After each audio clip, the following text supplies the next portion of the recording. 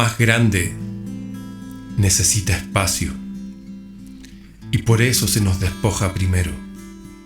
Se nos entrega en soledad, en el vacío más hondo, cuando huérfanos de toda guía se nos lanza al descampado, a la inseguridad. Y únicamente allí, en lo íntimo, cuando caen todos tus apoyos y el futuro incierto es una nube negra, ahí empieza el verdadero viaje. Por eso te comparto mi camino, para que el tuyo no sea tan duro, ni tan desesperado, ni tan solitario. Con estas palabras en mi mente, salí a buscar al autor de ellas, a Seeley Mora Penrose. Este hombre mitad mapuche, mitad irlandés, considerado uno de los hombres más importantes en el mundo de la filosofía actualmente, acá, al sur del mundo, en Chile. Y así partí, al sur del sur, entre medio de brumas, lagos, bosques, al encuentro con este sabio, este hombre íntegro, en busca del sentido de la vida. Seeley Mora Penrose. Cuéntanos, amigo, de la vida, de tu infancia, cómo llegaste a este mundo, cómo te convertiste en el hombre que eres hoy. Grandes preguntas que implican respuestas largas, pero voy a intentar decir algo que nunca he dicho e intentar también sintetizar tus poderosas preguntas. Mira, yo creo que parto con el origen de mí mismo, con mi parto. El parto mío, dice mi madre, que fue difícil, un tanto difícil. No quería nacer o no podía nacer y me demoraba. Por eso me llamo Seeley Mora, el que se demora. O el que mora, o el que quiere morar en el infinito un día. Morar en este mundo y en el otro. Me demoraba el parto y mi madre me cuenta que cuando ya la matrona en aquel poblado del sur de Chile, del centro sur de Chile, en Constitución, venía con el instrumental de forceps, ¿no? Y se escuchaba en el sonido típico de la bandeja con los forceps. Yo ahí nazco por el impulso ese, dice ella, de que yo escuché los forceps, así dice mi madre. Entonces, mira, menciono este hecho porque hay una constante también en mi vida que la vida me ha exigido, me anuncia y me exige y me apura un poco en los momentos claves en mi vida, ¿no? Para nacer, me empuja para nacer. Hace poco pasó con el otro gran trance que he tenido en mi alma, que fue la necesidad de crecer más todavía cuando muere mi difunta mujer, Birgit Turch. Que es como una especie de nuevo movimiento y ruido de forceps. Muere alguien para que yo apure el paso y prepare también mi propia muerte, que en el fondo prepare mi despedida del mundo material, pero sobre todo para mejorar el ingreso al otro mundo. Bueno, mira, yo básicamente nací en ese pueblo, después mis padres son de otro pueblo, mis abuelos, todos mis ancestros de Coihueco. Coihueco es un pueblo del centro sur de Chile, hacia la cordillera, donde llegaron ahí mi ancestro materno, el pirata Penrose. He hablado en otros momentos de que fue un pirata irlandés que llegó hace 400 años a las costas de Penco y para salvar la vida también lo apuraron con los forceps de la vida. Se declaró católico, ¿no? Y él era protestante y tenía bandera de la reina. Se declara católico mientras a sus compañeros les quitan el barco y lo deportan a Lima y ya mueren en las mazmorras de Lima. Y a él se le puso una condición. No se le creyó mucho, que se había convertido de buena fe. Y le dijeron, de acuerdo, te bautizamos, pero tú te montañas, te metes tierra adentro hacia la cordillera, a la zona de los Pellines de Coihueco. Bueno, ese es mi ancestro Penrose, que allá, por supuesto, se unió con mujeres indígenas mapuche pehuenches, ¿no? pero se conservó el apellido. Y de ese ancestro viene, por ejemplo, el héroe de la toma del Morro de Arica, ¿no? José San Martín Penrose. De ahí viene, fue el que Pedro Lagos le comisionó que tomara el morro a punta de bayoneta y fue un comandante que llegó a la cima. Él fue el de la verdadera gloria y murió, por supuesto, acribillado cuando planta la bandera en el Morro de Arica. Por eso el regimiento de Arica se llama Juan José San Martín Penrose. Bueno, llego al mundo en este pueblo llamado Coihueco, de un padre difícil, un padre adusto, severísimo, ¿no? También alcohólico, después de que jubila de los carabineros, él era militar, y hizo de su vida y de su familia un poquito como regimiento, ¿no? También así compensó ciertas frustraciones personales que tenía en su vida. Y yo era el hijo mayor hombre, entonces tenía que ser su ordenanza, su cabo de guardia permanente. Entonces fue muy severo, especialmente severo conmigo, y me exigía muchas cosas. Además, tenía un rigor impresionante en cuanto a la disciplina, que por supuesto en los años de adolescencia uno se revela contra esa disciplina y ese rigor y también esa pobreza y carencia enorme que teníamos en ese pueblo. Y por supuesto uno no quería esa vida, ¿no? Y ahora hablando de la vida, mira, aquí hay otra constante.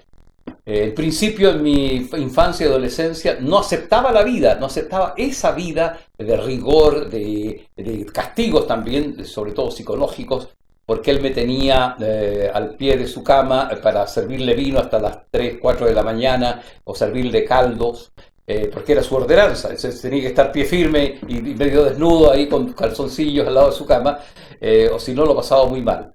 Pero donde lo pasaba más mal era en la orden, en el trabajo que tenía a diario, y eso se conecta ahora a mis 68 años, como la vida es un círculo, que es la vida es un círculo, con un trabajo que a mí me disgustaba profundamente, que era el de limpiar los establos, el estiércol de los animales.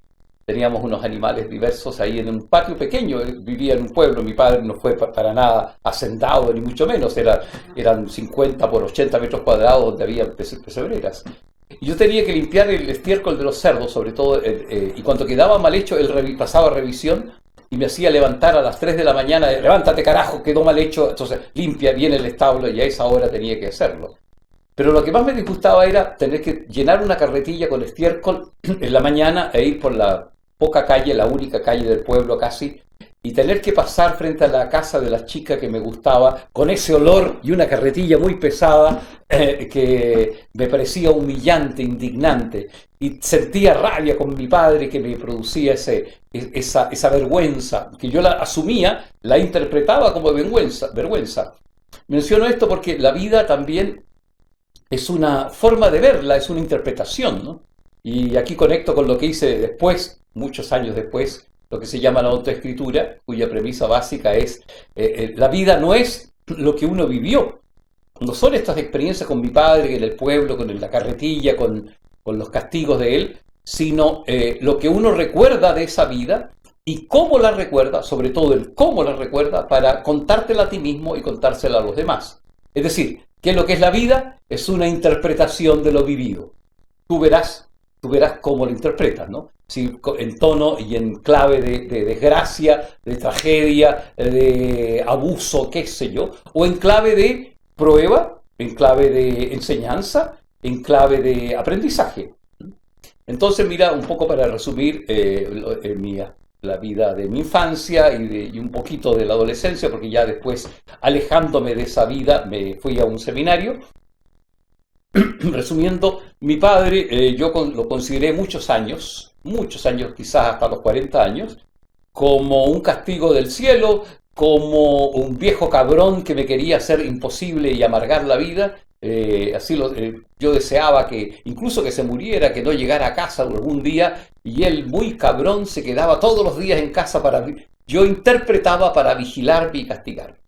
Bueno, pasó el tiempo, descubro y creo la autoescritura en México, y un buen día en Egipto, viendo la explicación en los templos egipcios, de la importancia sagrada del escarabajo pelotero, ¿no? El que va elaborando pelotitas de estiércol y las va empujando con sus patitas, es el animalito que más fuerza del mundo tiene, porque desplaza 800 veces más su peso corporal, lo desplaza en estas pelotitas de estiércol y las lleva a un lugar que ha excavado antes, donde ha formado unas pirámides de tierra, el escarabajo, y ahí las mete y un buen día coloca ahí sus larvas, sus semillas para procrearse, y un buen día, cuando ya llega la primavera y el sol, la larva crece en escarabajo y sale volando directo al sol.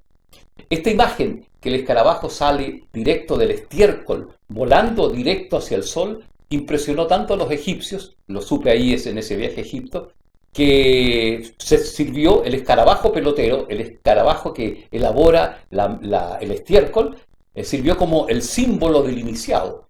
Es decir, es el iniciado, el que progresa hacia la luz, es aquel que trabaja el estiércol de su propia experiencia, de sus propias emociones, como una posibilidad de ascenso, de energía, la transmuta y la sube al cielo. Entonces, cuando comprendí eso, un buen día en un templo en Egipto, yo allí resignifiqué mi vida, sobre todo resignifiqué a mi padre, y vi que mi padre no era un viejo cabrón, sino que era un maestro disfrazado de viejo cabrón. Entonces, las experiencias de la vida son propuestas para que tú extraigas de ellas lo mejor de ellas y aprendas y las transformes, como el escarabajo sagrado. Mira, y ahora recuerdo que el sentido de la palabra suerte en hebreo, que es masal, por ejemplo, en hebreo se dice que tengas buena suerte, masal tov, ¿no? Buena suerte. Masal está hecha de 3 consonantes, una que significa tiempo, espacio y enseñanza. Entonces, tiene suerte aquel que saca la enseñanza de la circunstancia en un tiempo y en un espacio determinado, ¿no? Se nos da tiempo y espacio para vivir, pero el deber nuestro es sacar la enseñanza. Y eso es la suerte. Tiene mala suerte aquel que no saca ninguna enseñanza.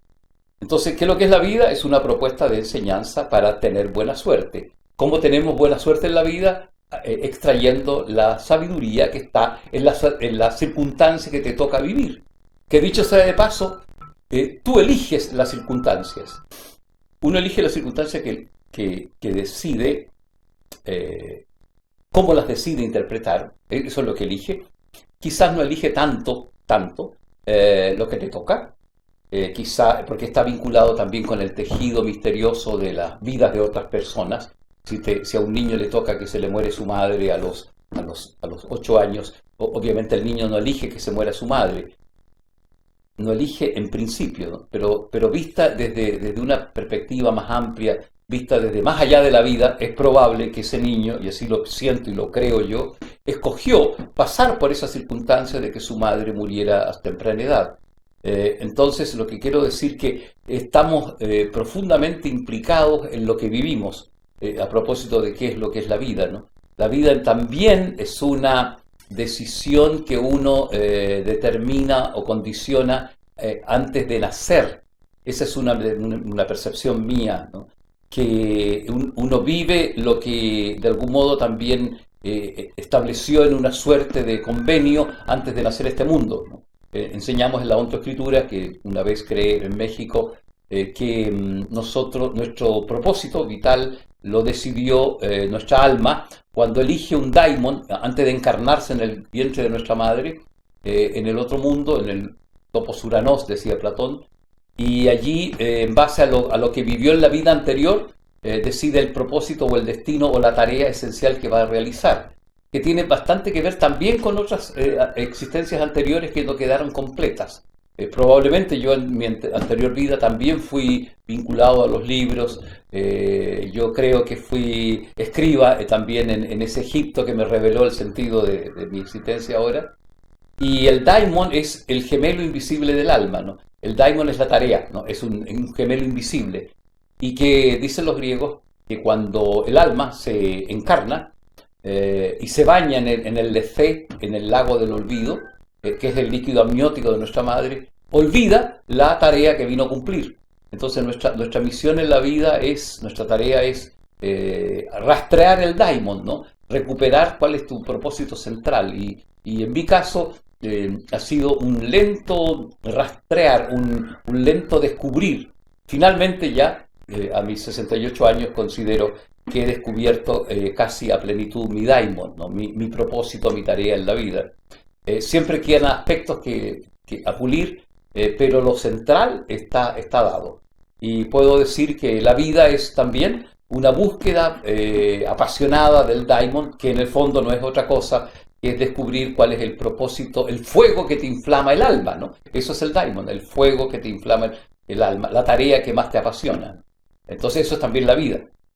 En este caminar por la vida, conociste y sigues conociendo grandes corrientes filosóficas, religiosas, entre ellas, bueno, el catolicismo, también al maestro chileno Darío Salas, más conocido como John Baines.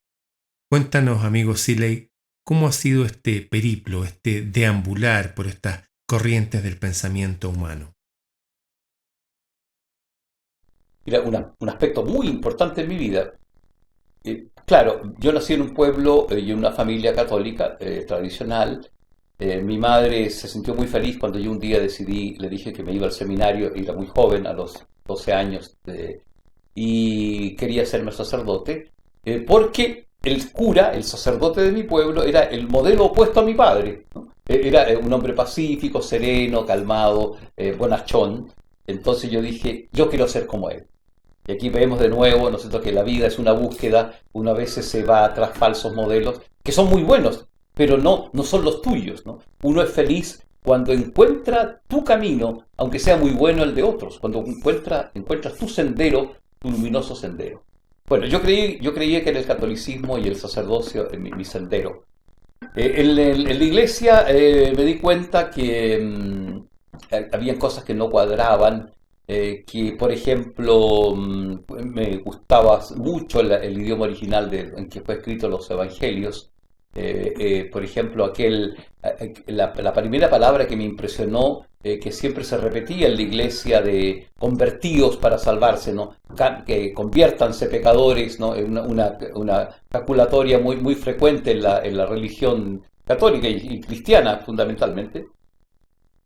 Averiguando en el Evangelio la palabra esa, conviértanse, que la iglesia interpreta cambien de vida, vuélvanse al Señor, oren, hagan ayuno, penitencia, ¿no? Hagan acciones, cosas para agradar al Señor, significaba otra cosa.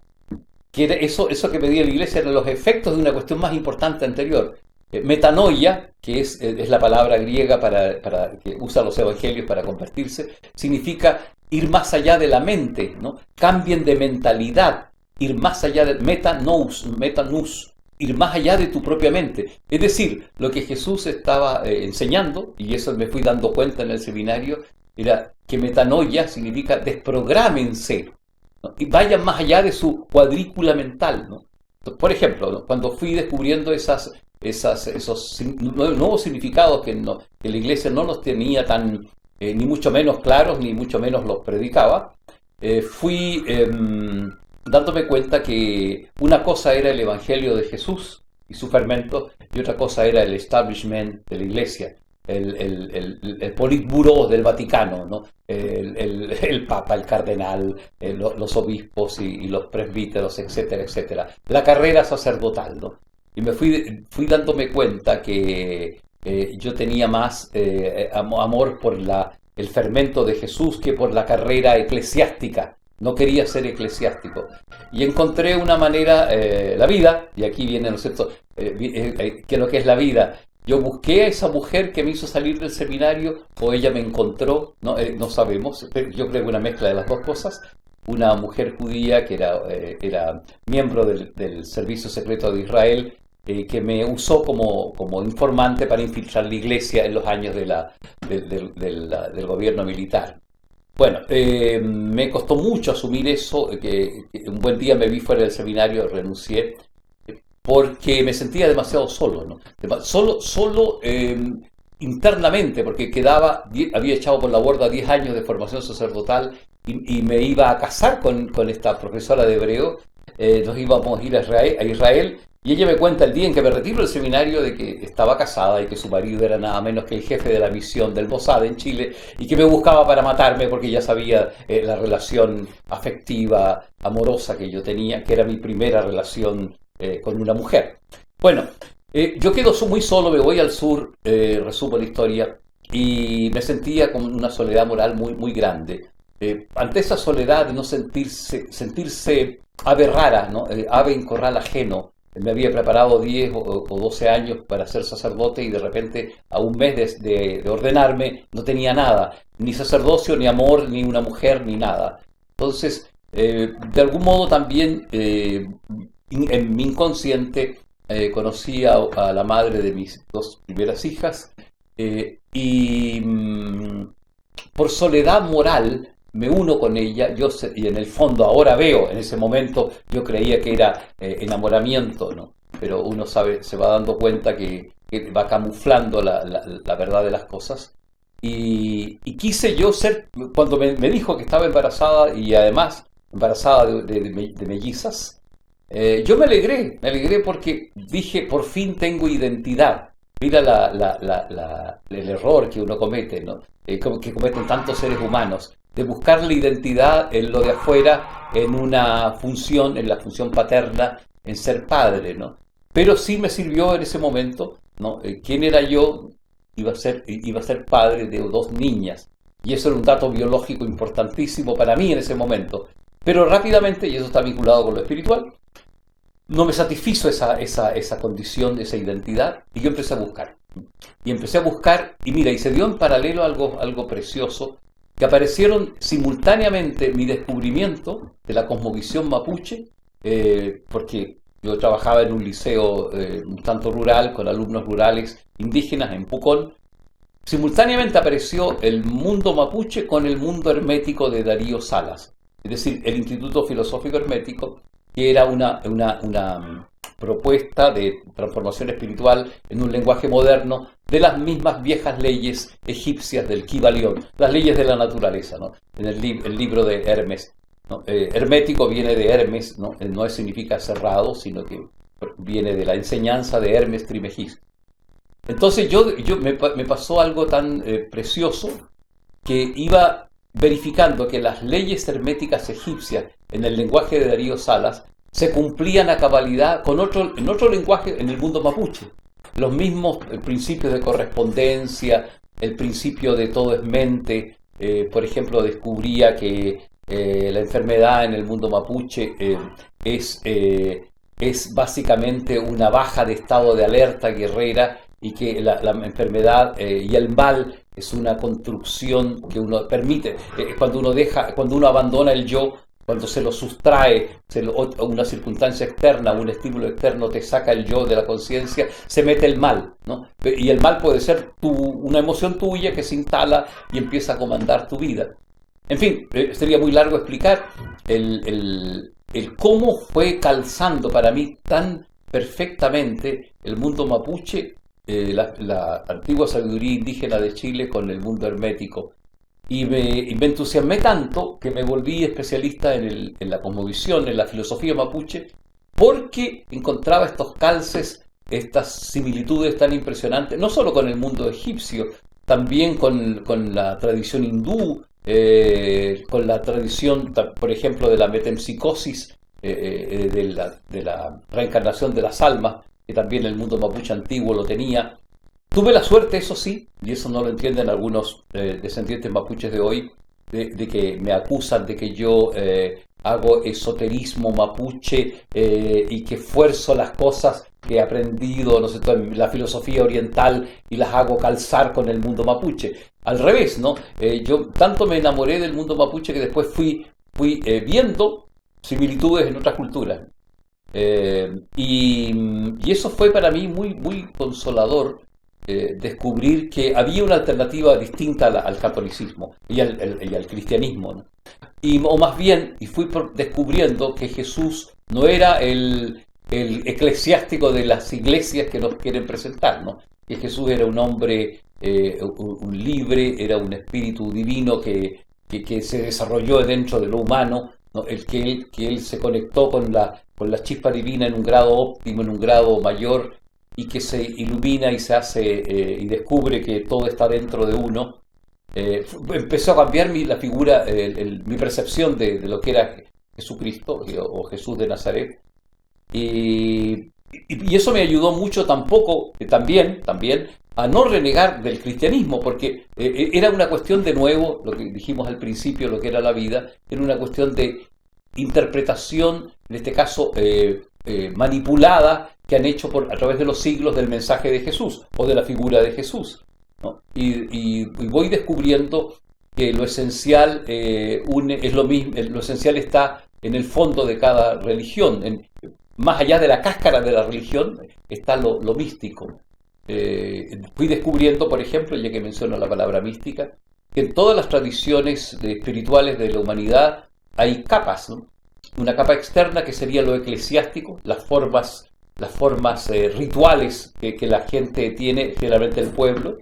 Hay una capa administrativa que también la administran los eclesiásticos, cualquiera sea, no sé, toda la tradición, pero hay una capa más interna que es una capa de teológica, ¿no? Que manejan los que reflexionan sobre la doctrina de determinada religión, y hay una capa mejor y más profunda y la que me interesa, una capa mística, ¿no? En donde, por ejemplo, un musulmán, un cristiano y un judío y un hindú allí se encuentran, ¿no? Descubren que están viviendo y creyendo o buscando lo mismo, ¿no? Entonces, trascendiendo la cáscara externa, llegan finalmente al meollo, que sería Dios como concepto, como absoluto.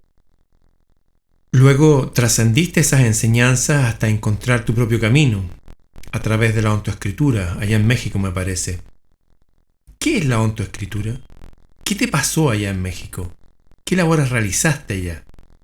¿Y cómo volviste acá con todo eso?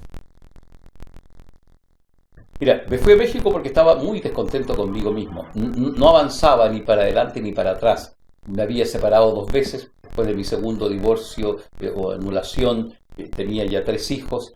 Me sentía inconforme, no me gustaba mi identidad, no estaba a gusto conmigo. Tendía a repetir cosas. Me acuerdo que mi compañera de entonces me decía, pero Siley, tú tienes tanto contenido adentro, ¿por qué citas tanto a otros autores? ¿Por qué no desarrollas tu propio pensar? Por ejemplo, ¿no? Estos fracasos de pareja que yo atribuía como fracasos me tenían bastante hastiado, ¿no? Por hastío y cabreado, como decimos en Chile. Me fui a México, donde no me conocía nadie, para reinventarme. Pero sí llevaba en mi ser experiencias de la infancia que tenía que yo retomar, y me pasó una situación, un hecho que tiene que ver directo con el florecimiento y el surgimiento de la ontoescritura. Mira, un día 15 de septiembre del 2004, por ahí, era fiesta nacional en México, era el 18 de nosotros, también en septiembre, y tenía yo que hacer clase de redacción a unas señoras y gente que quería regularizar sus estudios básicos, y me pagaban un poco, tenía que sobrevivir de alguna manera. Y yo dije, ese día 15, como es fiesta nacional, todo embanderado y había clima de jolgorio, hoy lo más probable que no va a llegar nadie a clase y voy a tener libre, ¿no? Y por lo menos venían 4 días libres, igual que acá, ¿no? Pero resulta que llegó una señora que vendía en la feria, ¿no? Que es la más esforzada, una señora que le costaba más redactar, escribir. Y por supuesto me desanimé que llegara porque tenía que hacer clase, o si no, no me iban a pagar, tenía que firmar, etc. Y yo, de malos modos, de malas ganas, empecé la clase, ¿no? Y la señora esta no podía no atinaba a cómo escribir algunas, distinguir lo mismo que me pasaba a mí con mi padre, ¿no? Cuando era niño mi padre me obligó a ser su secretario, lo nombraron juez de campo, juez de subdelegación se llamaba, ¿no? Porque había sido carabinero, no tenía sueldo, ¿no? Pero él tenía que dirimir los conflictos de los campesinos, ¿no? Entonces me ponía delante de la máquina de escribir, ya con 8 o 9 años, tú sabes escribir, carajo, vamos escribiendo, me decía, ¿no? Entonces cuando yo me equivocaba y colocaba robo y abigeato, por ejemplo, con B corta, ¿no? Me daba sascos, cacho, con B alta, decía, con B alta, ¿no? Y con cacho para aprender, así que no se me olvidó nunca más la ortografía. Pero esta señora, le costaba más que a mí la ortografía. No le podía dar coscachos, pero ganas tenía de darle para que entendiera, ¿no? Entonces un día, en un momento dado en que ya un poquito, no un poquito, bastante enojado con ella, porque no, y contrariado, porque yo quería tener libre y salir a conocer las tradiciones mexicanas de música y de caballos y de fiesta tan pintoresca y tan preciosa que hay en México.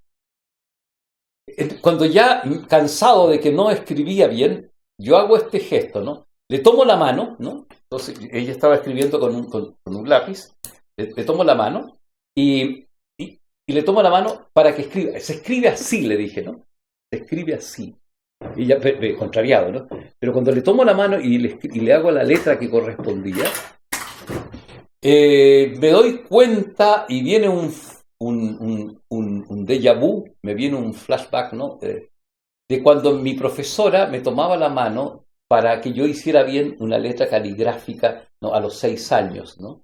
Y mi madre también me tomó la mano, obviamente más amoroso que como yo le estaba tomando la mano a ella. Y allí me vino el flachazo, la luz concreta de que yo debo, ¿no? enseñarle a escribir el camino de vida a las personas, ¿no? Mi tarea es que escriban un buen relato, un buen texto de sus vidas, escriban biografías no autorizadas que ayuden al ser de ellas y no repetirse la crónica desangelada que uno se cuenta de sí mismo. Entonces, esa experiencia con esa señora, ¿no? de la feria de abastos en Guadalajara, me hizo cambiar, obviamente, primero el estado de ánimo, ¿no? Se me alumbró mi daimon, se me alumbró mi propósito de vida. Bueno, y después yo fui desarrollando esta metodología, esta disciplina, porque me propuse crear una metodología de sanación interna a través de la escritura autobiográfica, ¿no? La autoescritura es un método para sanarse escribiendo, pero no solo para sanarse escribiendo, sino para descubrir el daimon, la tarea, el propósito, ese ángel invisible que uno trae, descubrir el daimon en tu vida y para poder resignificar tus experiencias, ¿no? Como me pasó en Egipto.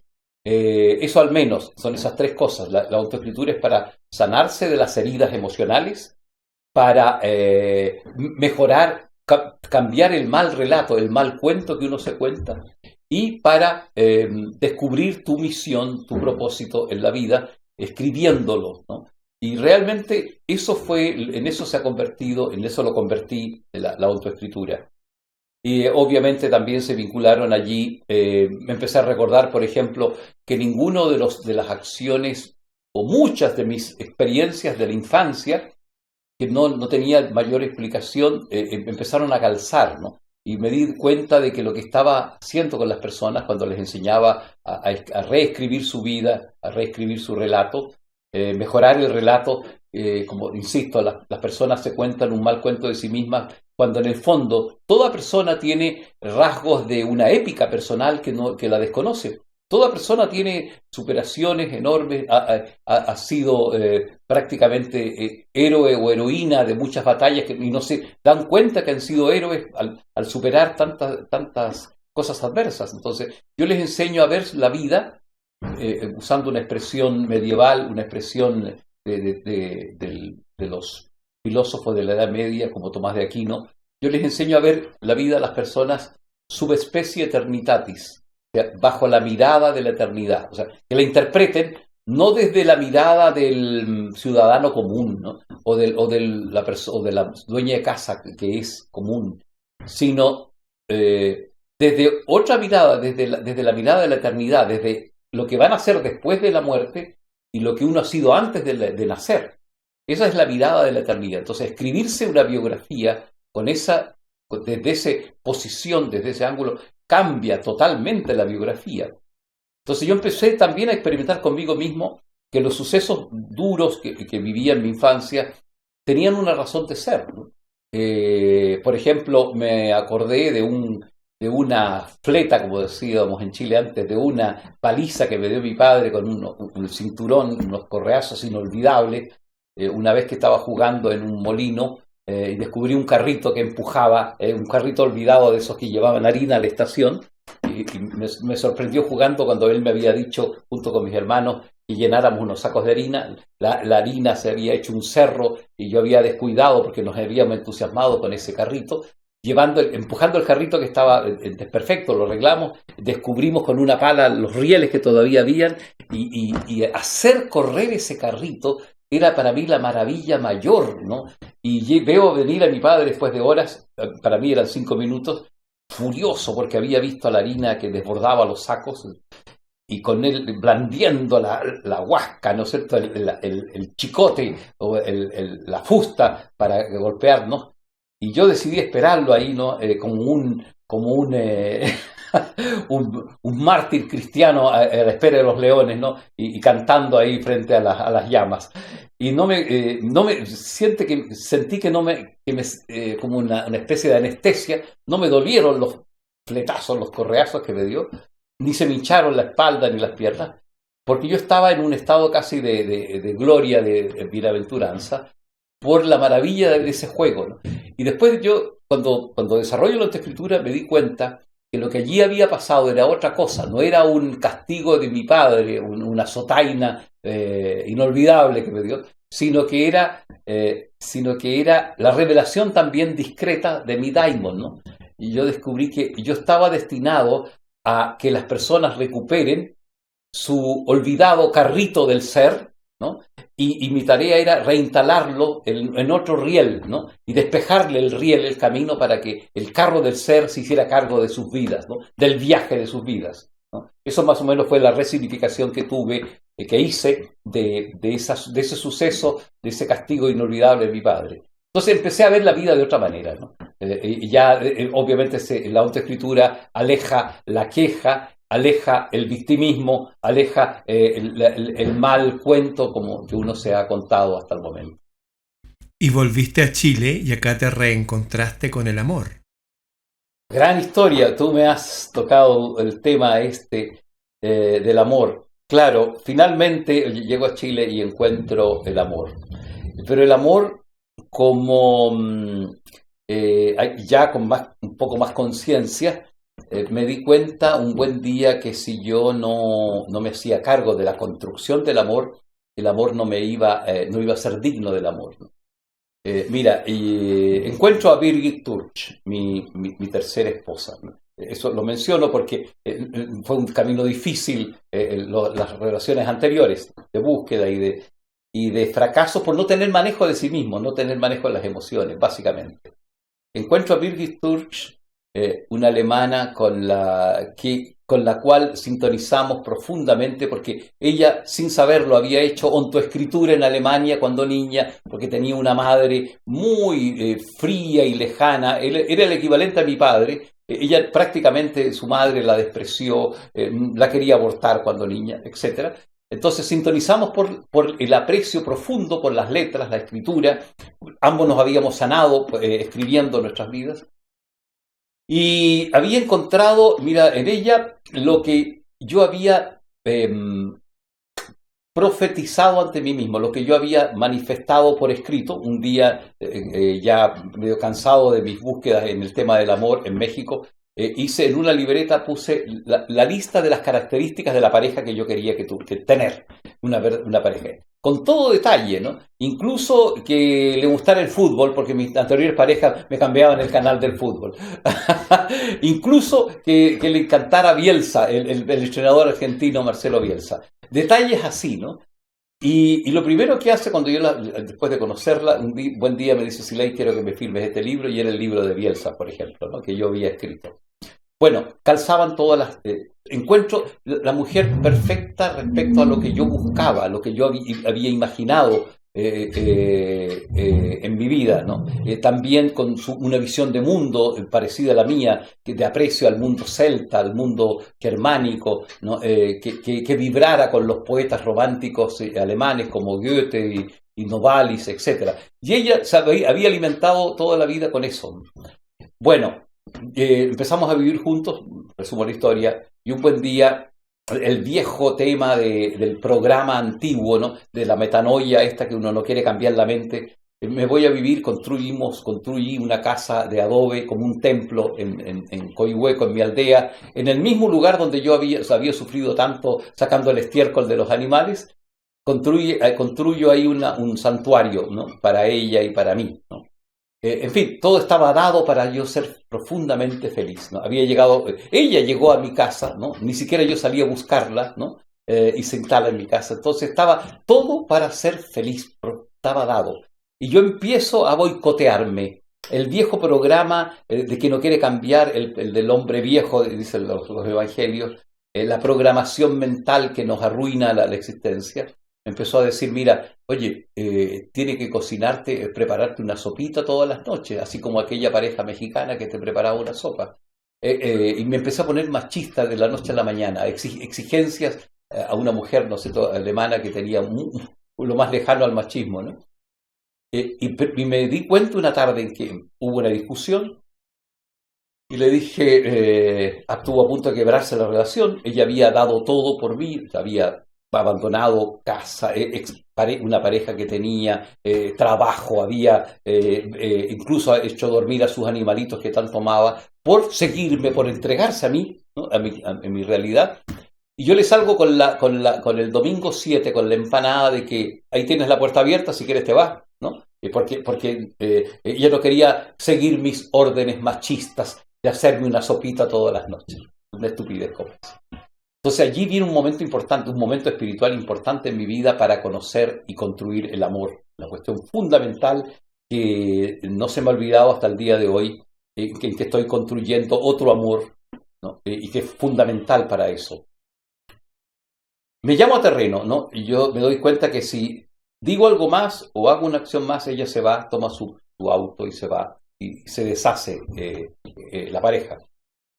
Y me arrincono contra una pared yo mismo, ¿no? Me acuerdo en mi casa en Coihueco, y me tomo físicamente de aquí de las solapas, ¿no? Como alguna vez me tomaba mi padre, y me hablé con la voz de mi padre, ¿no? Los padres están dentro de uno, ¿no? Mira, cabrón, ¿no? Decídete, ¿no? O quieres ser feliz, ¿no? ¿Quieres ser distinto o quieres repetir mi historia? ¿No? Entonces, a ver, entonces me dije yo, ¿no? ¿Cuál es tu historia, ¿no? Mi historia es, yo mismo me hablaba, ¿no? Agobiar a tu madre, ser infeliz, ¿no? Atormentar a unos hijos y después quedar solo y abandonado. Entonces, y me acordé, mira, de que el Dalai Lama había dicho lo mismo, ¿no?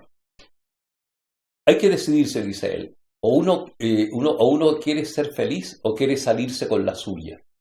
Entonces, como me llamé a terreno, decidí allí que el amor es una decisión para ser feliz, y es un sujetarse a sí mismo, es dejar de arrastrar el poncho, ¿no? Con excusas, con que ella me hizo esto, o él me hizo esto otro, que bla, bla, bla, sino tomar una decisión radical de construir el amor desde la honestidad, desde la humildad, ¿no? Y me di cuenta de qué sirve tener razón si uno no es feliz. Entonces pasé 10, 12 años al lado de ella, junto en una experiencia profunda de amor, verdadero, precioso, y la vida me reservaba, y aquí volvemos al inicio, que es la vida, aparece el tema del cáncer en ella, y cuando en los mejores años en que por fin vivo el amor a fondo, tengo que empezarme a despedir del amor, cosa que yo no quería. Nunca quisimos ver que ella se iba a ir. Hasta el último momento teníamos toda la esperanza de que se iba a salvar del cáncer.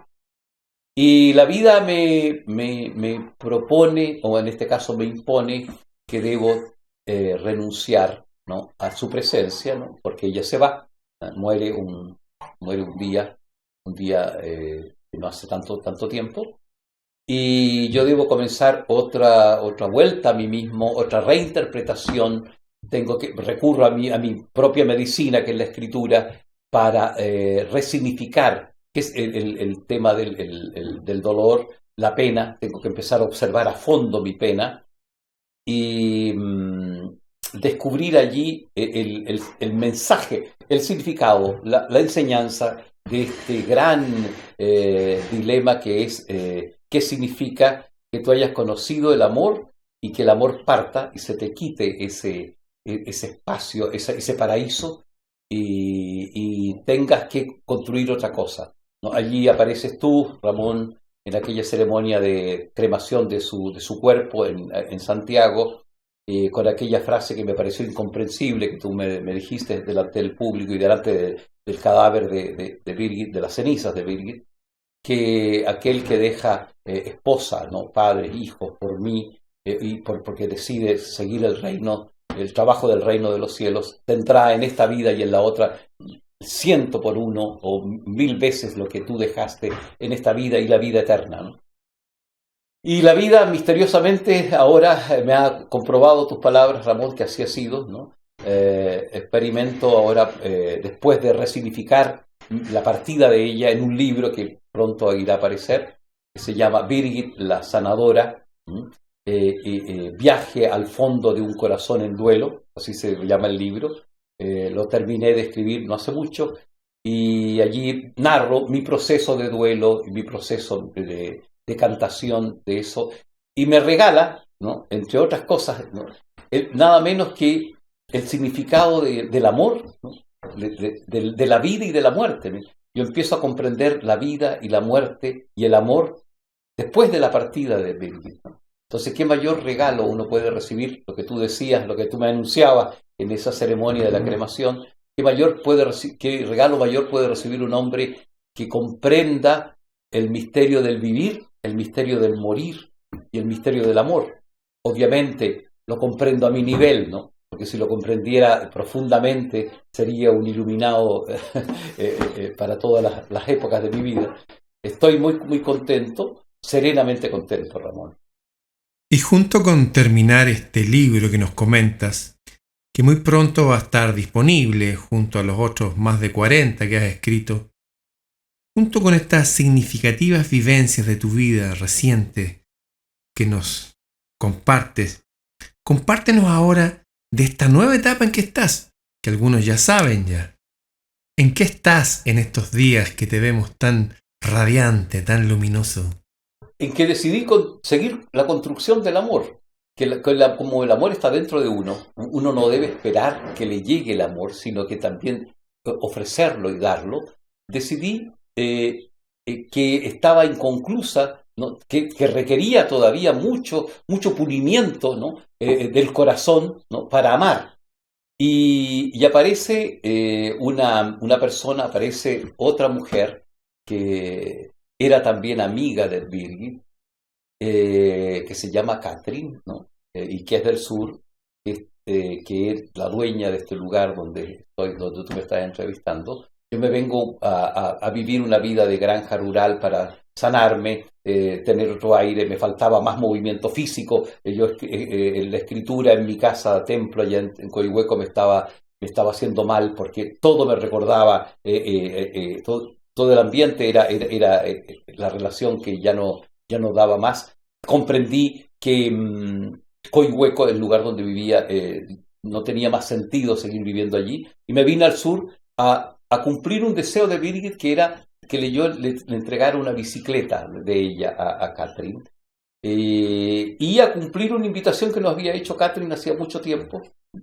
Y acá la conversación fue clara, fluida, fue serena, y me dije a mí mismo, ¿por qué no seguir esta construcción del amor con ella? Ya, dado que ella también tenía ese mismo plan de trabajarse a sí misma en pareja. También ella tenía esa lista de el tipo de pareja que quería y yo calzaba con esa lista escrita. Entonces también Catherine de algún modo usó un ejercicio de autoescritura sin saberlo, aunque lo sabía un poco porque yo había sido con Birgit profesor de ella en un curso, ¿no? De Volver a Creer y Amar, así se llamaba el curso.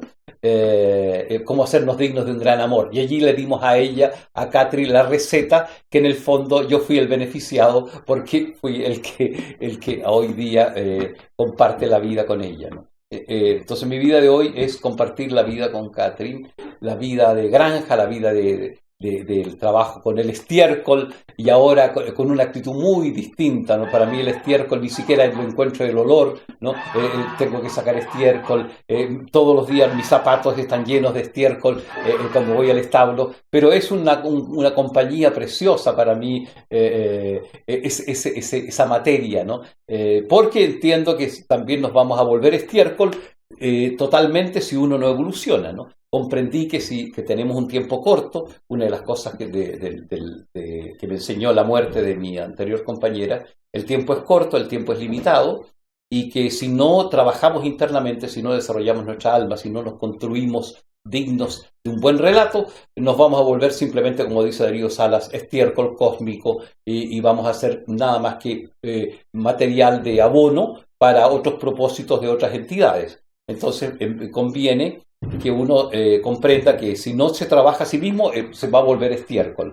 Y aquí estoy lleno de estiércol en los establos, ¿me entienden? Entonces todos los días esta enseñanza está viva en mí. He encontrado el lugar ideal para la transformación interna, para seguir mi trabajo interno y, por supuesto, afinando este método de la autoescritura. Y digamos que encontraste el amor y te casaste también. O sea que has tenido un periplo como de héroe en el cual tu mundo te es arrebatado una y otra vez y vuelves a construirse, vuelves a derrumbar y aquí estás de nuevo en esta etapa.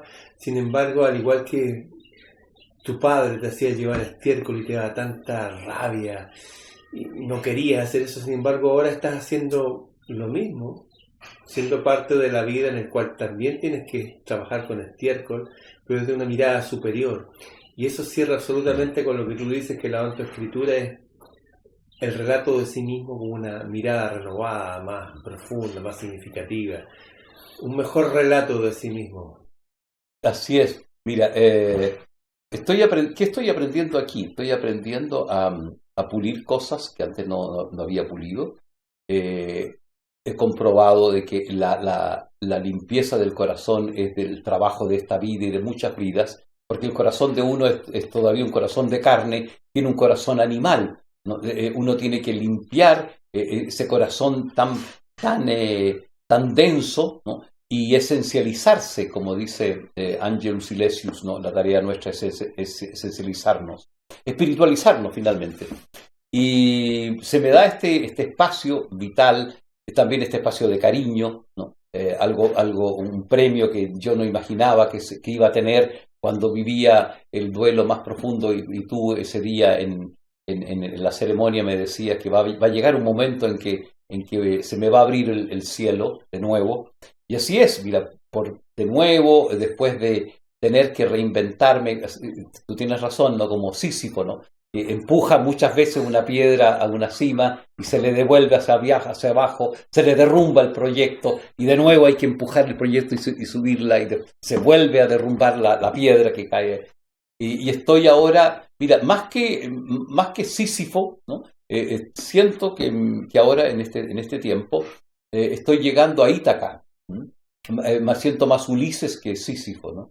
Porque Ulises vuelve a Ítaca cuando es un hombre experimentado, cuando ha recorrido mares diversos, cuando ha adquirido un poco más de sabiduría, cuando ha enfrentado los cíclopes, también a las brujas que lo encadenan, que lo retienen, cuando ha enfrentado también a esas ninfas como Calipso, ¿no? Y esas magas que te quieren envolver con con una vida placentera fácil, ¿no?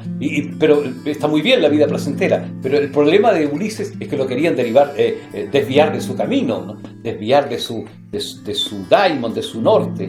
Entonces, como una especie de síntesis, aquí en estas praderas del sur, estoy viviendo mi Ítaca junto a una inesperada Penélope que yo no sabía que iba a tener ese rostro, ¿no? en este tiempo, pero contento y sereno.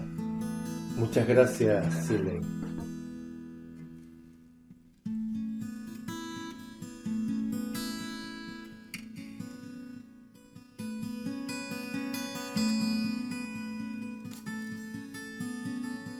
Y ahora doy la última mirada a este lugar, a la vida de este hombre en medio de la naturaleza, cuyas palabras reverberan y reverberarán en el tiempo. Siley Mora Penrose.